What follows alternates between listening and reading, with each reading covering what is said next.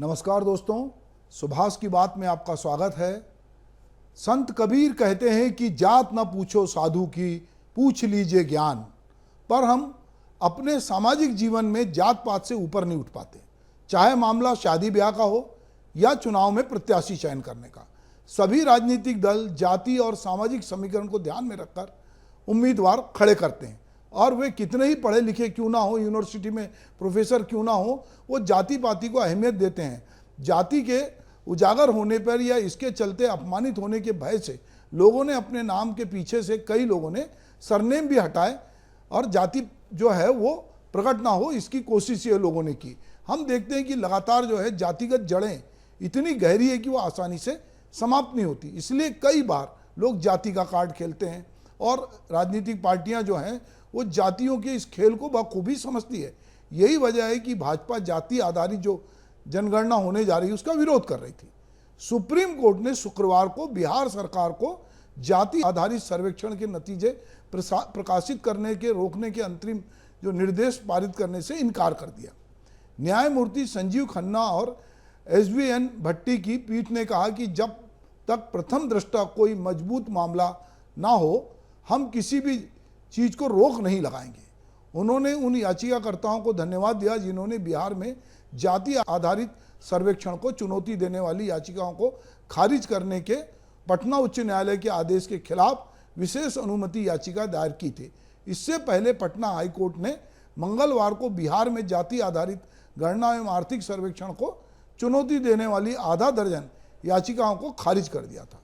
आधिकारिक तौर पर यह जानकारी दी गई है कि जाति आधारित जो गणना है उसका 80% जो काम है वो पूरा हो गया। अब यहाँ थोड़ा रुक के हम ये बात समझते हैं कि दरअसल ये जो जाति आधारित जो गणना है या सर्वेक्षण होना है, ये क्यों होना चाहता है। इस समय नीतीश कुमार सहित कांग्रेस और तमाम पार्टियां कह रही हैं कि ये गणना होनी चाहिए, और भाजपा इसका पुरजोर विरोध कर रही। अब भाजपा इस मामले में नेहरू और इंदिरा तक की दुहाई देने लगी है कि वो कह रही है कि जब नेहरू जी इसके पक्ष में नहीं थे, जब इंदिरा गांधी इसके पक्ष में नहीं थी, तो आप क्यों इसके साथ में राहुल गांधी खड़े दिख रहे हो। जो नेहरू जी को जिस बात में, हर बात में जब नेहरू म्यूजियम का नाम बदल दिया जाता है, नेहरू को पानी पी पी के कोसने वाली भाजपा जो है वो जातिगत गणना के मामले में नेहरू जी को कोट कर रही। तो अब समझते हैं कि ये जातिगत गणना जो है क्या है। भारत में ब्रिटिश शासन के दौरान गणना करने की शुरुआत साल 1872 से की गई थी। अंग्रेजों ने साल 1931 तक जितनी बार भी भारत की गणना कराई उसमें जाति से जुड़ी जानकारी को भी दर्ज किया गया। आज़ादी हासिल करने के बाद भारत ने जब साल 1951 में पहली बार जनगणना की तो केवल अनुसूचित जाति और जनजाति से जुड़े लोगों के नाम पर वर्गीकृत किया गया। तब से लेकर भारत सरकार ने एक नीतिगत फैसले के तहत जातिगत जनगणना से परहेज किया, और सुप्रीम कोर्ट ने भी इस मामले से जुड़े मामलों में दोहराया कि कानून के हिसाब से जातिगत जनगणना नहीं की जा सकती, क्योंकि संविधान जनसंख्या को मानता है, जाति या धर्म को नहीं। अब सवाल हम देख रहे हैं कि पूरे संविधान को एक तरफ रख के पूरे देश को इस समय धर्म के आधार पर बांटने की कोशिश है, ये अलग बात है। अब चलते हैं जातिगत गणना पर। साल 1979 में भारत सरकार ने सामाजिक और शैक्षणिक रूप से जो पिछड़ी जातियों को आरक्षण देने के मामले में मंडल कमीशन का गठन किया था, और हम जानते हैं कि मंडल कमीशन का जब नाम आता है तो एक बड़े आंदोलन का नाम भी आता है। मंडल कमीशन ने ओबीसी श्रेणी के लोगों को आरक्षण देने की सिफारिश की, लेकिन इस सिफारिश को 1990 में ही जाकर लागू किया जा सका। इसके बाद देश भर में सामान्य श्रेणी के जो छात्रों ने उग्र प्रदर्शन किया, और चूंकि जातिगत जनगणना का मामला आरक्षण से जुड़ चुका था, इसलिए समय समय पर राजनीतिक दल इसकी मांग उठाने लग गए। आखिरकार साल 2010 में जब एक बड़ी संख्या में सांसदों ने जातिगत जनगणना की मांग की तो तत्कालीन कांग्रेस सरकार को इसके लिए राजी होना पड़ा।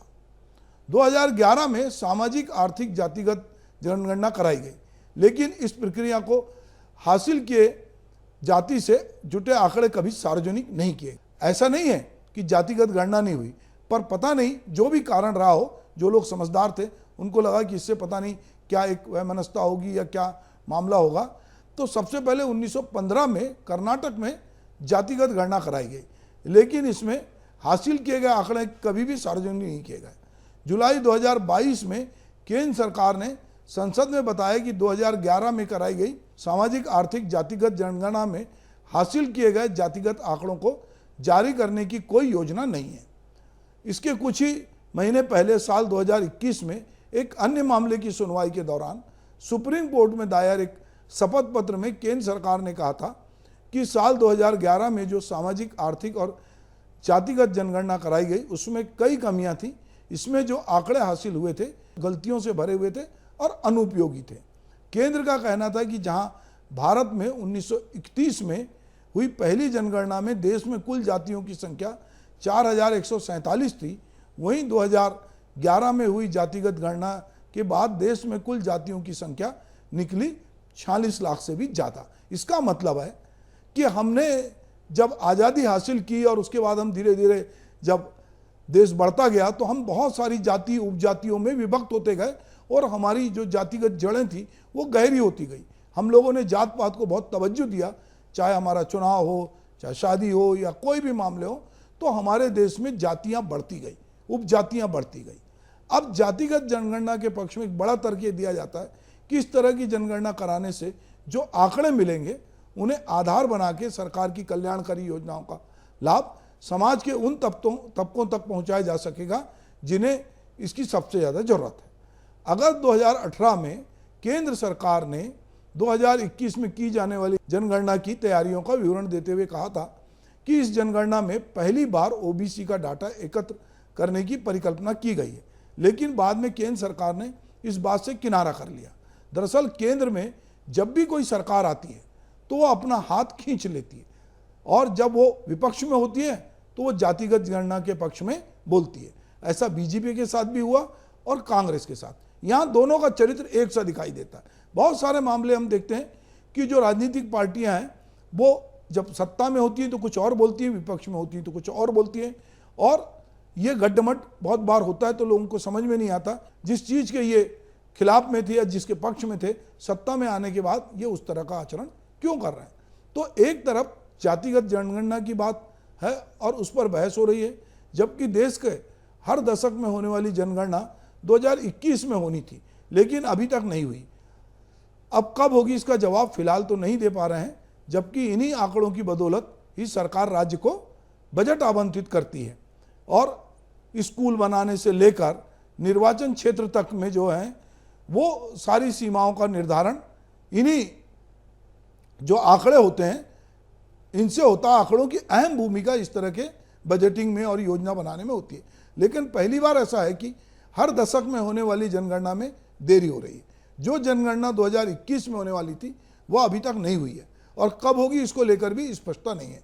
जातिगत जनगणना की बात आते ही अक्सर बहुत सी चिंताएं और सवाल भी उठ खड़े होते हैं। इसमें एक सबसे बड़ी चिंता यह है कि जातिगत जनगणना से जो आंकड़े मिलेंगे उसके आधार पर देश भर में आरक्षण की नई मांग उठेगी, और हम जानते हैं कि आरक्षण एक ऐसा मामला है जिसको लेकर हमारे देश में कभी भी आंदोलन खड़ा हो सकता है। हम देखते हैं कि किसी भी राज्य में जब किसी जाति समुदाय को जोड़ा जाता है तो ये एक बड़ी प्रॉब्लम होती है। भारत जैसे विभिन्नता वाले देश में इस तरह की जनगणना की आवश्यकता है या इसी विविधता के कारण इसकी ज़्यादा आवश्यकता नहीं है, ये समझना होगा। एक तरफ जाति की अवधारणा को लगातार कम करने की कोशिश हो रही है, ऐसे में क्या इस तरह की जनगणना समाज को और कई भागों में तो नहीं बांट देगी? इस सवाल का जवाब भी हमको ढूंढना पड़ेगा। हम बहुत सारी जातियों में विभक्त हैं, आरक्षण को लेकर हमारी समझ उस तरह से साफ नहीं है और इसको लेकर आए दिन बेरोजगारों के पास रोजगार नहीं है, जहाँ रोजगार के अवसर कम हैं, रोजगार के नए अवसर पैदा नहीं हो रहे हैं। ऐसे में सरकारी नौकरियों के प्रति जो युवकों का रुझान है, इन सब को चलते हम देखते हैं कि आए दिन किसी अन्य राज्य में, कभी इस राज्य में, कभी उस राज्य में आरक्षण को लेकर आंदोलन होता है और ख़ास करके छात्र युवा जो हैं, जो बेरोजगार हैं, पढ़ लिख गए, उनको लगता है कि हमारा हक मारा जा रहा है। अब यदि ये जातिगत गणना जिसकी कि बिहार सरकार ने शुरुआत कर दी थी और कह रही है कि 80% हो चुकी है, अब चूंकि सुप्रीम कोर्ट से हरी झंडी मिल गई है और अब इसके आंकड़े आएंगे और ये आंकड़े चौंकाने वाले आएंगे। अब बाकी राज्य भी इसकी बात कर रहे हैं, जो भाजपा शासित नहीं है वो कहेंगे कि जातिगत गणना कराइए। इससे ये पता चलेगा कि वहाँ पर किस जाति का कितना बाहुल्य है। दरअसल इससे योजनाएं तो बाद में बनेंगी, बजटिंग तो बाद में होगी, पहले ये होगा कि हमारी जाति का वोट बैंक इतना है, हमारी जाति का परसेंटेज इतना है, उसके हिसाब से आप हमको तवज्जो दीजिए। तो हम बार बार जब इतने साल बाद भी लोगों की जात पूछते हैं और जात से बहुत सारी चीज़ें हम तय करते हैं कि हम लोगों के साथ आचरण भी कई बार ऐसा करते हैं, जबकि समाज उन्नतशील हो रहा है, जात पात में हमको नहीं पढ़ना चाहिए, पर हम बहुत तेज़ी से जात पात धर्म कर्म इन सब में पड़े हुए हैं। और अभी तो हम देख रहे हैं कि हम बहुत बार लोगों के रंग से भी उनको पहचान रहे हैं। अब जब हम रंगों में बटे हुए हैं, अब हम जात में बटेंगे और जाति सर्वेक्षण जब आएगा और उसके नतीजे आएंगे तो वो जातियाँ जिनका बाहुल्य है या वो जातियाँ जिनकी संख्या कम है पर वो सत्ता में बड़ी हिस्सेदारी कर रही है, तो एक तरह का नए तरह का एक समीकरण उभरेगा और पता नहीं आने वाले समय में क्या होगा।